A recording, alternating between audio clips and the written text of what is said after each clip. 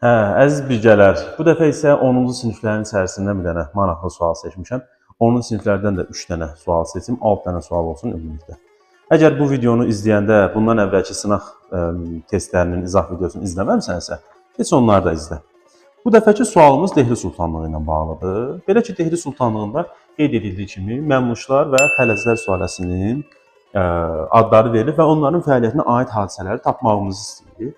Birinci növbədə biz bunların təbii ki, ilin yazmalıyıq. Mütləq.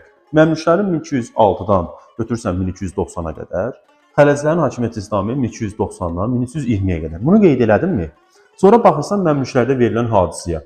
Məsələn, deyir ki, burada türk dilini mən qısa yazmışam da, türk dilinin yayılmasına diqqət yetirilmişdir. Bu doğru cavabdır.